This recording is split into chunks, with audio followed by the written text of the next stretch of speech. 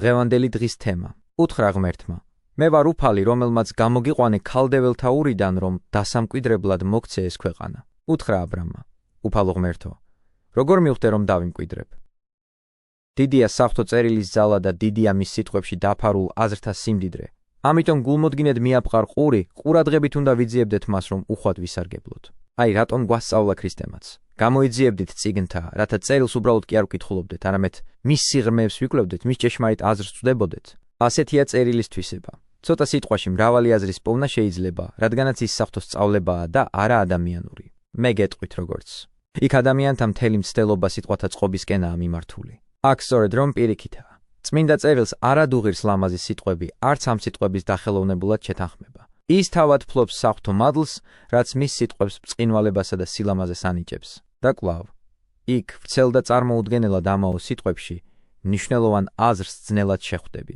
აქ კი, როგორც უკვე იცით, ხშირად მცირე გამონათქვამიც კი კმაროდა, რომ მთელი სწავლება ჩამოგვეყალიბებინა. აი, გუშინაც საკითხავი რომ შემოგთავაზეთ, მხოლოდ დასაწყისს შევეხეთ, მაგრამ რადგანაც იქ აზრთა დიდი სიმდიდრე ვპოვეთ, საუბრის განგზობა ვეღარ მოვახერხეთ, რომ აზრთა სიმრავლით თქვენი გონება არ დაგვემძიმებინა და ნათქვამი არასოდეს დაგვიწყებოდათ. ამიტომ მინდა რომ დღეს საუბარი იმავე თანმიმდევრობით განვაგრძოთ და იმას, რაც გუშინ ითქვა, ამჟამინდელი სიტყვად შევუერთოთ, რათა ამგვარად აქედან მთელი საკითხავის განმატების შემდეგ გაგიშვათ. ოღონდაც გთხოვთ, გულმოდგინედ ისმინეთ, რასაც გეუბნებით, რადგანაც თუმცა კი ჩვენ ვშრომობთ, მაგრამ სარგებელი თქვენ გეკუთვნით. უფრო სწორად, უკეთ რომ თქვათ, სარგებელი საერთოა. ანდა, რას ვამბობ, ჩვენი შრომა მეთქი. არა, ეს საღვთო მადლის საჩუქარია. ასე რომ ჩვენს ყურადღებით მივიღოთ ღვთის ბოძებული, რათა აქედან სულის ცხონებისათვის საჭირო მონაპოვრით წავიდეთ. სწორედ იმიტომ გთავაზობთ ამ სულიერ ტრაპეზს ყოველდღიურად, რომ განუწყვეტელი სწავლებითა და წმინდა წერილში ვარჯიშით, ბოროტის სულის ყოველგვარი შემოტევისაგან დაიცვათ თავი. როდესაც ის ნახავს, რომ სულიერ სწავლებას დიდ დროს ვანდომებთ, არამხოლოდ თავდასხმას ვერ გაბედავს, ჩვენ შემოხედვასაც კი მოერიდება, რადგან ეცოდინება, რომ ამაოა მისი თავდასხმა და რომ ეს თავხედობა მის წინააღმდეგ მოbrunდება. ასე რომ, გუშინ ნათქვამს დაუბრუნდეთ და რაც დაგვრჩა, ბოლომდე განმარტოთ. და რას ვამბობდით გუშინ? ჩვენ გადმოვეცით ღვთის აღთქმა ა ブラ ამთან. როდესაც ღმერთმა უბრძანა, ცისკენ აეხედა და ვარსკვლავთა სიმრავლეზე მიუთითა. დაითვალე ვარსკვლავები, მიმართავს მას ღმერთი, თუ შეძლებ მათ დათვლას. და უთხრა მას, ამდენი იქნება შენი შთამომავლობა. შემდეგ წმინდა წერილი მამამთავრის სულში დანერგილ ღვთის სიყვარულს დაგვანახებს და იმასაც, რომ მან რაკიღა აღთქმელს ჭვეტდა და მის ძალმოსილებას იაზრებდა, ირწმუნა აღთქმული. წერილი ამბობს, ერწმუნა უფალს, ხოლო მან სიწრფელეში ჩაუთვალა ეს. სწორედ აქამდე ვილაპარაკეთ გუშინ და სიტყვის განგზობა ვეღარ შევძელით. ამიტომ ახლა წერილის მომდევნო სიტყვებს უნდა მივყვეთ. და რას ამბობს წერილი? უთხრა ღმერთმა: მე ვარ უფალი, რომელმაც გამოგიყვანე ქალდეველთა ურიდან, რომ დასამკვიდრებლად მოგცე ეს ქვეყანა. უთხრა აბრამმა: უფალო ღმერთო, როგორ მივხვდე, რომ დავიმკვიდრებ? დააკვირდის საღვთო სიმდაბლეს. როგორ სურს ღმერთს, რომ განამტკიცოს აბრაამის რწმენა და დაარწმუნოს იგი, რათა მას აღთქმულის აღსრულების უეჭველი იმედი ჰქონდეს. თითქოს ეუბნება მას: გახსოვდეს, რომ მე შენ შინიდან გამოგიხმე. უფლის ეს სიტყვები მამამთავრისადმი ზუსტად შეესაბამება ნეტარი სტეფანეს ნათქვამს, რომ სწორედ შინიდან, სწორედ ქალდეადან აბრაამი ღვთის ბრძანებამ გამოიხმო. აბრაამის განზრახვის კვალად, როგორც უკვე ადრეც აღვნიშნეთ, მამამისიც, მისი ურწმუნოების მიუხედავად შვილისადმი უდიდესი სიყვარულის გამო, თან ეახლა მას, თან გაჰყვა და სახლი დატოვა. ამგვარად, ამ შემთხვევაში უფალი ახსენებს აბრაამს, თავიდანვე როგორ ზრუნავდა მასზე, რითაც იმასაც მიახვედრებს. ამხელა გზა იმისთვის გამოავლევინა, რომ მისთვის რაღაც დიდებულს ამზადებდა და ახლა სურს, რომ რასაც დაჰპირდა, ყველაფერი აუსრულოს. მე ვარ უფალი, რომელმაც გამოგიყვანე ქალდეველთა ურიდან, რომ დასამკვიდრებლად მოგცე ეს ქვეყანა. განა ამაოდ გამოგიხმე ქალდეადან? განა ამაოდ და უმიზნოდ გამოგიყვანე იქიდან? პალესტინაში ჩამოსვლა მამის სახლის დატოვება და ამ მიწაზე დასახლება იმისთვის გიბრძანე, რომ დაეპატრონო მას. ასე რომ, დაფიქრდი, როგორ ვზრუნავდი შენზე იმ დროიდან მოყოლებული, რაც ქალდეა მიატოვე დღევანდლამდე და ჩემი თანამოქმედებითა და განგებულებით, რაგვარად განდიდდები და დღითი დღე უფრო და უფრო დიდებული ხდები. ამაზე დაფიქრდი და მტკიცედ გწამდეს ჩემი სიტყვები. ხედავ განსაკუთრებულ კაცთმოყვარებას? ხედავ ღვთის უდიდეს შემწყნარებლობას? ხედავ როგორ სურს ღმერთს აბრაამის სულის გამტკიცება და მისი რწმენის გაძლიერება, რომ მან შემდგომში ბუნების უძლურება არად ჩააგდოს და მხოლოდ იმის ძლიერებაზე ფიქრობდეს, ვინც აღთქმა დაუდო მას და მამამთავარმა ისეთი კადნიერება მოიპოვოს. თითქოს ეს აღთქმა უკვე საქმით იყოს აღსრულებული. მაშ კვლავ შეხედე უფლის ამგვარი აღთქმით გამხნევებული მამამთავარი. როგორ ითხოვს კიდევ უფრო მეტ რწმუნებას? უფალო ღმერთო, როგორ მივხვდე, რომ დავიმკვიდრებ? მართალია, წმინდა წერილი წინ და წინ ადასტურებს, რომ აბრაამმა ღვთის სიტყვა ირწმუნა და ამიტომაც სიწრფელეში ჩაეთვალა, მაგრამ როდესაც იგი მოისმენს სიტყვებს. ქალდეველთა მიწიდან იმისთვის გამოგიყვანე, რომ სამკვიდროდ ეს მიწა მოგცეო, იგი მიუგებს. შენი სიტყვებისა კი მჯერა, მაგრამ ამასთან ერთად ისიც მინდა ვიცოდე, ამას როგორ ვიზამო. აი, უკვე ღრმა სიბერეს მივაღწიე თავადაც და აქამდე ამ მიწაზე მიმოვდივარ როგორც მწირი და რაც შემდეგ მოხდება, ისიც მიუწვდომელიო ადამიანური გონებისთვის. ასე რომ ამბობს იგი, თუმცა მე იმთავითვე ვერ წმუნე შენ სიტყვებს, რადგანაც ეს სიტყვები შენ მითხარი, შენ კი შეგიძლია არ ყოფნიდან ყოფიერებაში მოიყვანო ყოველივე შექმნა და გარდაქმნა, მაგრამ მაინც გეკითხები ამას და გეკითხები არა ურწმუნოების გამო. და რადგანაც თავად სამკვიდრებელი ისევ ახსენე, ვისურვებდი, რომ ამისათვის რამე მკაფიო და აშკარა ნიშანი მოგეცა, ჩემს უძლურ გონებას რომ განამტკიცებდა. და რას აკეთებს კეთილი ღმერთი. იწყნარებს თავის მონას და მისი სულის განსამტკიცებლად იგი ეუბნება. მომიყვანე 3 წლის ხბო, 3 წლის თხა, 3 წლის ცხვარი, გვრიტი და მტრედის ხუნდი. შეხე როგორ აღუთქვამს მას კაცთმოყვარე ღმერთი. როგორც ჩვენ ადამიანები, როდესაც ვინმეს რამეს პირდებით და გვინდა, ჩვენ დანაპირები ირწმუნოს, როდესაც გვინდა, რომ ოდნავადაც არ დაეჭვდეს ჩვენ სიტყვებში, მას რაიმენაირ ნიშანს ვაძლევთ ან წინს ვუტოვებთ, რათა ამის შემხედვარე დაიმედდეს, რომ უეჭველად მიიღებს იმას, რასაც დაჰპირდნენ. ასევე კაცთმოყვარე ღმერთი, როდესაც აბრაამი ეკითხება, როგორ მივხვდე? ამბობს. მომიყვანე 3 წლის ხბო, 3 წლის თხა, 3 წლის ცხვარი, გვრიტი და მტრედის ხუნდი. შეხედე, ყოვლადკეთილი მეუფე რა უბრალოებით განიზრახავს დაარწმუნოს პატრიარქი. რადგანაც როგორც ძველებს ჩვეოდათ ამგვარად დაედოთ შეთანხმება და ამგვარად დაემოწმებინათ ის, ღმერთიც ამავე გზით მიდის. აიღო ეს ყველაფერი ნათქვამია შუაზე დახლიჩა და ერთმანეთს მიუწყო ნახლეჩები. უნდა აღინიშნოს, რომ არც თუ ამაოდ და უმიზნოდ იხსენება აქ ასაკი. მან 3 წლიანების, ანუ დასრულებისა და სრულყოფილების მოყვანა უბრძანა, შუაზე დახლიჩა და ერთმანეთს მიუწყო ნახლეჩები. და იჯდა და დარაჯობდა ამ ნაწილებს, რომ ფრინველებს არ ევნოთ რამე. და ამას მთელი დღის განმავლობაში აკეთებდა. დააცხნენ სვავები მძორებს, მაგრამ მოუგერია ისინი აბრამმა. მზის ჩასვლისას ძილქუში დაეცა აბრამს და დიდმა შიშმა და წყდიადმა მოიცვა იგი. რად მოხდა ეს მზის ჩასვლისას, მაშინ როდესაც დღე უკვე საღმოსაკენ მიიდრიკებოდა. ეს ყოველივე აბრაამის ყურადღების გასაძლიერებლად ხდება. სწორედ ამის გამო მოიცვა იგი შიშმა და წყდიადმა, რომ თითოეულ ამ მოვლენას ღვთისმხილველობამდე მიიყვანა იგი. ყოველთვის ასე იქ მსუფალი. და ამის მერეც სინაც მთაზე მოსესთვის რჯულისა და მცენებების მიცემა რომ ისურვა, მაშინაც წყდიადი და ქარიშხალი დაეუფლა იქაურობას და კვამლი ასდიოდა მთას. რის შესახებაც წერილი ამბობს, შეახებს მთათა და კუმოდიან, რადგანაც ხორციელი თვალით უხორცოს ხილვა შეუძლებელია, სწორედ ამის გამო სურს უფალს თავის ყოფნაზე მიგვანიშნოს.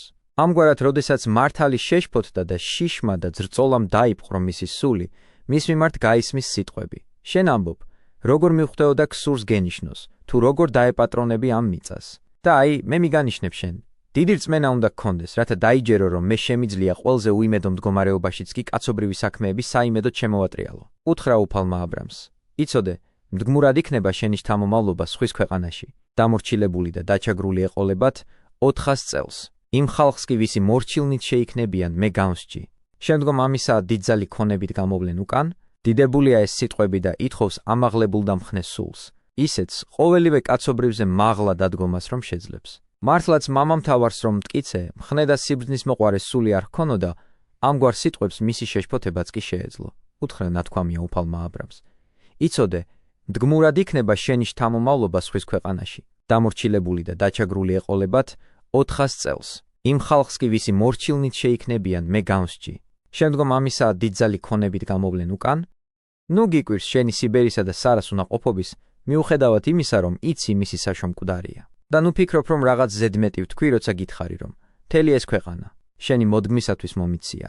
ხოლო და ამას კი არ გიწინასწარმეტყველებ, არამედ იმასაც, რომ შენი ოჯახი უცხო მიწაზე გადასახლდება. უფალს არ უთქვამს ეგვიპტეშიო ქვეყანა არ დაუსახელებია, არამედ თქვა სხვის ქვეყანაში. შენი შთამომავლობას იქ მონობა და სიღატაკე მოუწევს და არც თუ მცირე ხნითა და წლით, არამედ 400 წელს, მაგრამ მე სამაგიეროს ვუმზადებ მათ იმ ხალხს კი, ვისი მორჩილნით შეიქნებიან გავასამართლებ. და ისე ვიზამ, რომ შენი შთამომავლობა დიდძალი ქონებით ისევ აქ დაბრუნდება. ღმერთმა უწინასწარმეტყველა მას ყოველივე, რაც ელოდა.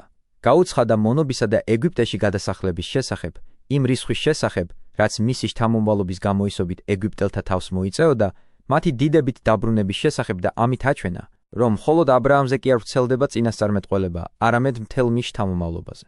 ეს კი ამბობს უფალი ახლა იმისთვის გითხარი, რომ ამ ქვეყნიდან წასვლამდე იცოდე, თუ რა ელის შენ შთამომავლობას. მაგრამ შენ კი განგრძობ შემდეგ მშვიდობით მიუხვალ შენს მამაპაპას. კი არ უთხრა, მოკვდებიო, არამედ მიუხვალ, თითქოს მას გზა ჰქონდა გასავლელი და ერთი სამშობლოდან მეორეში გადადიოდა. მიუხვალ ამბობს ჩვენს მამაპაპას.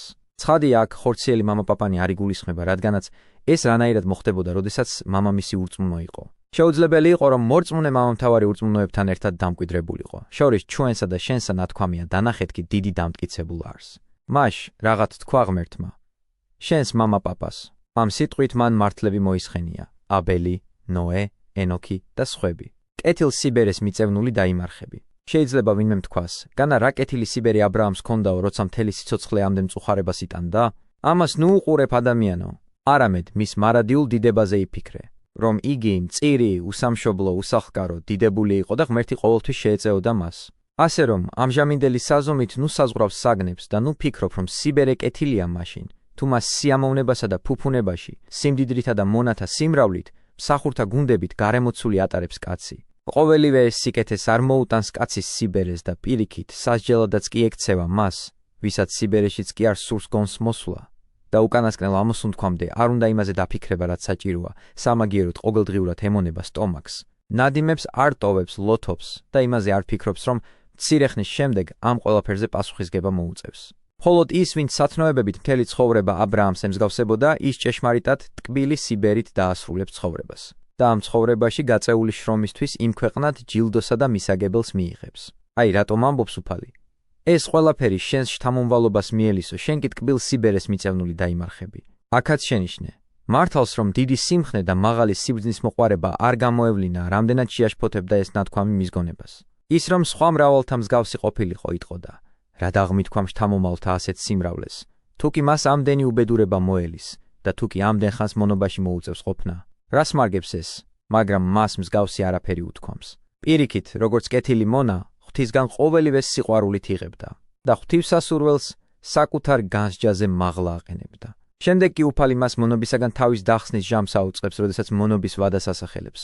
მეოთხე თაობაში განაგზობ შემდეგ, მხოლოდ მეოთხე თაობაში მობრუნდებიან აქეთ. შეიძლება ვიღაცამ ვერც გაიგოს. 400 წელიწადს რად უწინასწარმეტყველებენ მონობას მაშინ, როცა სინამდვილეში ამ წლების ნახევარიც კი არ გაუტარებიათ ეგვიპტეში?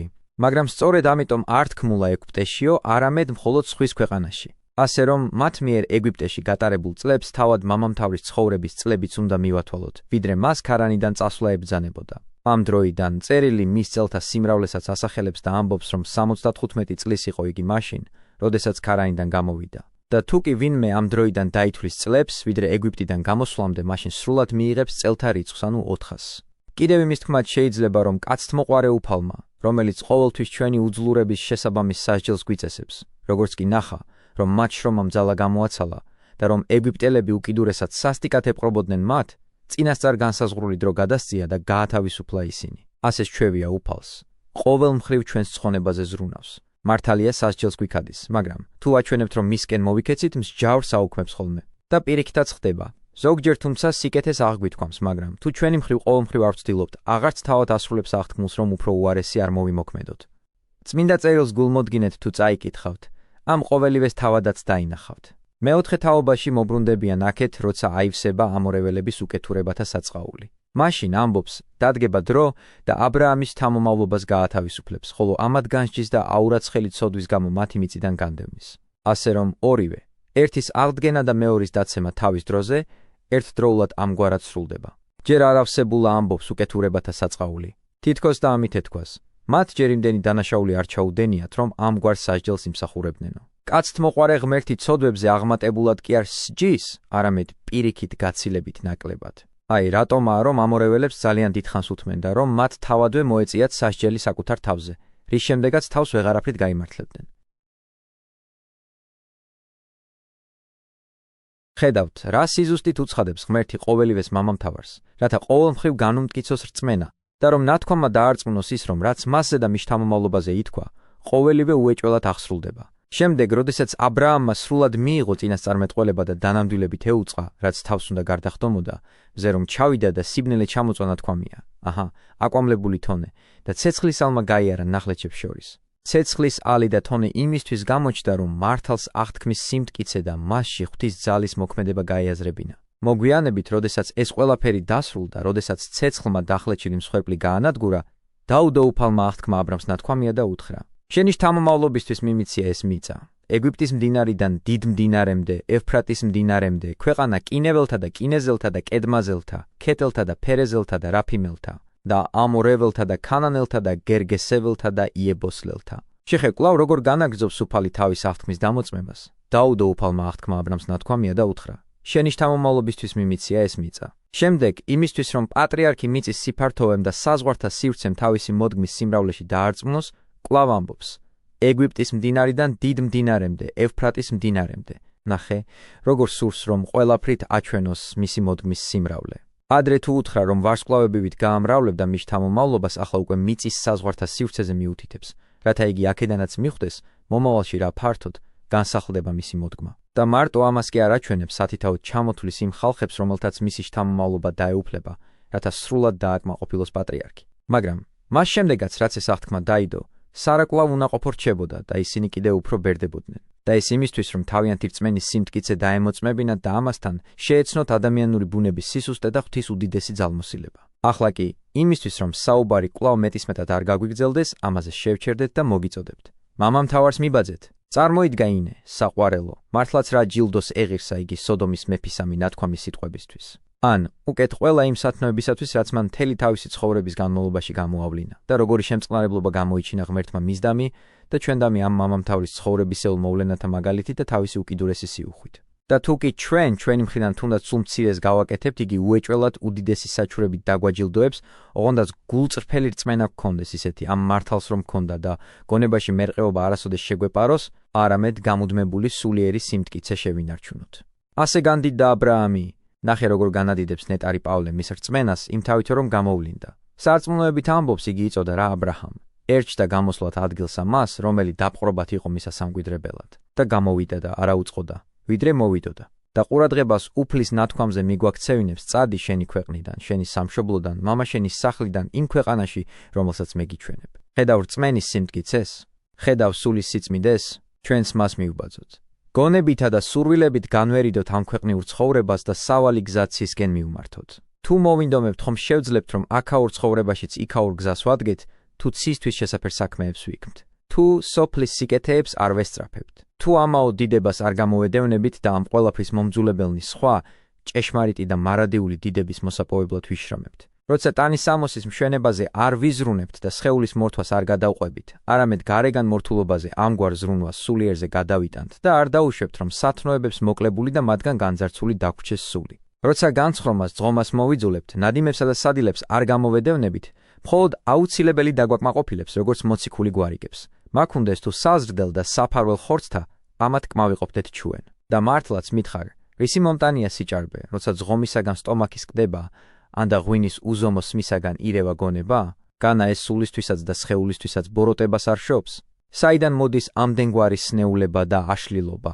განა არა უზომობიდან, განა არა სტომაქის ზედმეტად დამძიმებიდან? ან სიძვას, მრუშობას, ტაცებას, მომხვეჭელობას, მკვლელობას, ძარცვას და სხვა სულიერ მანკიერებებს რაბადებს? განა ის არა რომ საჭიროზე მეტი მოვინდომეთ? როგორც პავლემ ყოველგვარი ბოროტების ფესვად ვერცხლის მოყვარება დაასახელა, ასევე არ შესწოდავს ის ადამიანიც, ვინც ყოველგვარი ბოროტების სათავედ მიიჩნევს უზომობას და ჩვენ სურვილს რომ ყოველთვის ზღვარს გადავაბიჯოთ და მართლაც რომ მოგვესურვებინა და არც საჭმელში, არც ტანსაცმელში, არც საცხოვრებელში და არც სხვა ნებისმიერ ხორციელ მოთხოვნილებაში ზედმეტი არაფერი გვეძებნა და მხოლოდ აუცილებელს დავჯერებოდით, მაშინ კაცთა მოდგმა მრავალ ბოროტებას დააღწევდა თავს. არ ვიცი რატომაა რომ თითოეული ჩვენგანი მომხვეჭელობის სნებას შეუპყრია და არასოდეს ცდილობს აუცილებლად შემოიფარგლოს.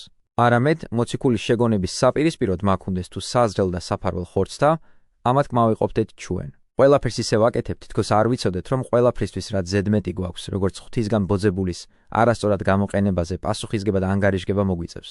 მხოლოდ საკუთარი სიამოვნებისთვის არ უნდა მოვიხმარდეთ იმას, რაც უფლისგან მოგვეცა, არამედ მოყვასის ცხოვრების შესამსუბუქებლად.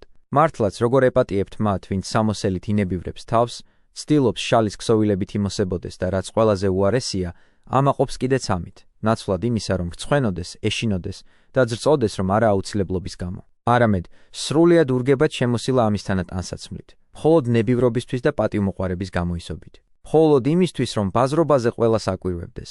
შენივე ბუნების მქონე ადამიანი შიშველი დადის და უხეში ტანსაცმლითაც კი ვერ იფარავს სიშიშვლეს, შენ კი ბუნებაც კი არ გიღვიძებს თანაგრძნობას. არც სინდისი გიბიძგებს რომ დაეხმარო, არც იმ ბოლო საშინელ დღეზე ფიქრი, არც გეენის შიში, არც აღთქმის დიდებულება, არც ის, რომ ჩვენი ყოველთათა უფალი ყველაფერს, რასაც მოყვას ვუკეთებთ, თავად მიითვლის. მაგრამ ასეთი ადამიანები თითქოს და ქვის გული ქონდეთ და ჩვეულებრივ კაცობრივ ბუნებას არ ფლობდნენ ძვირფასი სამოსლით მოსილნი. ფიქრობენ, რომ ადამიანურ ბუნებაზე უკვე ამაღლდნენ და აზრადაც არ მოსდით. როგორი პასუხისგება მოუწევთ იმაზე, რომ უფლის ნაწყალობებს ასე ცუდად განკარგავენ და უფრო ადვილად დათანხმდებიან თავიანთი ტანსაცმლის განადგურებას, ვიდრე იმას, რომ მოყვასისთვის ნაწილი მაინც გაიმეტონ და ამით უკვე იმზადებენ კიდეც გეენის ცეცხლს. მდიდრები რაც აქვთ, ყველაფერს რომ სუყოფდნენ ღარიბებს, თავიანთი მორთულობისა და ნადიმების გამოისობით მოწეულ სასჯელს მაინც ვერ აიცილებდნენ. და განა რა სასჯელს არ იმსაუხრებენ ისინი, ვინც ყოველნაირად ცდილობენ, რაც შეიძლება ხშირად შეიმოსონ შალითა და ბრწყინვალე ოქროთი, ან და სხვადასხვაგვარად შემკობილი სამოსით და ამით ამაყად გამოჩნდნენ ბაზრობებზე. ქრისტე კი შიშველი და ულუკმაპურო დაუდევრად მიატოვონ, ამ სიტყვებით განსაკუთრებით ქალებს მიუმართავ. სწორედ მათში ჩანს განსაკუთრებული სწრაფვა სამკაულებისადმი. ისინი ირთვებიან უზომოდ ოქროცურვილის სამოსით, ოქროს ატარებენ თავზე, კისერსა და სხეულის სხვა ნაწილებზე და ამით იწონებენ თავს. რამდენი მშიერი დაპურდებოდა და რამდენი შიშველი შეიმოსებოდა მხოლოდ იმით, რასაც ქალი სრულიად უსარგებლოდ ატარებს ყურზე მხოლოდ და მხოლოდ სულის სავნებლად და გასარყმელად. აი, ამიტომაც ამბობს მთელი სამყაროს მასწავლებელი. მაგ უნდეს თუ საზრდელ და საფარველ ხორცთა. ასევე მიმართავს ქალებს და ეუბნება. დედათა წესიერებისა სამკაულითა მორცხულად და ღირსებით შემკობა თავთა თვისთა, არა განთხსვითა, ანუ ოქროითა, ანუ მარგალიტითა, ანუ სამოსლითა დიდფასისაითა. ხედავ, რაოდენ არასასურველია მისთვის ქალების ამგვარი სამოსით მოკაზმვა, ოქროთი და ძვირფასი ქვებით მორთვა. არამედ სურს, რომ ისინი სულის ჭეშმარიტი სამკაულით შემკობისათვის ზრუნავდნენ. კეთილი საქმეებით გააცხადებდნენ სულის სილამაზეს და მას უწმინდურობაში, სიბინძურეში, ძონძებში, შიმშილით დაუძლურებულსა და სიცივისაგან გაყინულს არ ტოვებდნენ. სხეულზე ასეთი ზრუნვა და მისი ამგვარად მორთვა სულის სიმახინჯეზე მოწმობს. სხეულის ფუფუნება სულიერ შიმშილს ამხელს. მდიდრული სამოსელი კი ყველას წინაშე ააშკარავებს მის სიშიშვლეს. ხომ შეუძლებელია, რომ იგი, ვინც სულზე ზრუნავს და მის კეთილსახიერებასა და სილამაზეს ძვირად აფასებს, გარეგნულ შესამკობელზე ზრუნავდეს. ისევე როგორც შეუძლებელია, რომ გარეგნობით, ლამაზი სამოსით, ოქროს სამკაულებით გართულმა სულზე ჯეროვნად იზრუნოს. და მართლაც, განა ვინმე შეძლებს, რომ იგი, ვინც ბოლომდე მიწიერსაა მიჯაჭვული, მიწაზე ხოხავს, აზრის მიმართვას ვერასდროს ახერხებს ზეცისაკენ და თავის აურაცხელ ცოდვათა ტვირთქვეში ჭლიტება, მიხვდეს იმას, სინამდვილეში რა ჭირდება და აზრის სულიერ საგნებზე ფიქრისკენ მიმართოს. ხოლო ეს ყველაფერი რამდენ უწმინდურობას შობას, ამას ახლა სიტყვით ვერ გადმოვცემთ. ამ ყოველივეს გაცნობიერება ისევ იმათ მართებთ, ვინც მორთულობას მეტისმეტად გადაჰყოლია, რაც ყოველდღიურად მრავალ საწუხარს უჩენს მათ. მართლაც, როგორც კი რომელიმე ოქროს ნივთი დაზიანდება, მთელ სახლს ხმაური და შფოთი იპყრობს. მსახური მოიპარავს და ყველას ცილს წამებენ, თავს ესხმიან და აპატიმრებენ. თუ ვინმე მოშურნე მოულოდნელად ბოროტ განზრახულად მამულს წაართმევს, ისევ დიდი მწუხარება დაატყდებათ თავს. თუ რაიმე უბედურება მოხდება, რაც მდიდრებს უკიდურესად გააღატაკებს, მათი ცხოვრება სიკვდილზე მძიმე აღმოჩნდება. ან თუ რამე სხვა ამდაგვარი რამ მოხდება, ყველა საშინლად იტანჯება. და საერთოდ, ამგვარ საქმის მოქმედთა შორის მშვიდი სულის მონახვა შეუძლებელია. როგორც ზღვის ტალღებია დაუთვლელი და გამოულეველი. რადგანაც ერთი მეორეს შეუწყვეტლად მოჰყვება, ასევე ამ ყველაფრიდან გამომდინარე სადარდებელს ვერ დათვლი. გევედრებით, ყოველგვარ ზედმეტობას ერიდეთ და თქვენი საჭიროების ზღვარს ნუ გადახვალთ. ჭეშმარიტი სიმდიდრე და გამოულეველი ქონება იმაშია, რომ მხოლოდ საჭირო გსურდეთ და რაც მოგეჭარბებათ, იმას სწორად იყენებდეთ. ასეთ ადამიანს სიღარიბე არასოდეს შეაშინებს. მწუხარებით არ აავსებს და შფოთს არ მოუტანს. მას არც ცილის წამება ელის, ბოროტმოქმედთაგანაც დაცულია და საერთოდაც უშფოთველად ცხოვრობს, სიმშვიდითა და სიჩუმით ტკბება. და ის, რაც ყველა სიკეთეზე აღმატებული და მნიშვნელოვანია, ასეთი ადამიანი, როგორც ღვთის ქონების სწორად გამკარგველი, უფლის დიდ წყალობას მიიღებს. ნეტარ არს იგი მონაი, ნათქვამია, რომლისაი მოვიდეს უფალი მისი და პოოს იგი ესრეთ მოქმედი. ანუ, იგი ვინც ქონებას მონებს გაუნაწილებს, საკეტით არ დაიცავს მას. ვინც მატლის საჭმელად კი არ გახდის, არამედ ღარიბთა ხვედში ამსუბუქებს იმით, რომ ღვთისგან ბოძებულს კეთილი და ერთგული მოურავივით გაანაწილებს. ამგვარი კეთილი ცხოვრებისათვის უდიდეს ჯილდოს მივიღებთ და აღთქმულ სიკეთეს ვეზიარებით, მადლითა და კაცთმოყვარებითა უფლისა, ჩვენისა იესო ქრისტესითა, რომლისა არს, მამისა და სულისა წმიდისა თანა დიდება და უფლება, აწდა მარადის და უკუნითი უკუნისამდე. ამინ.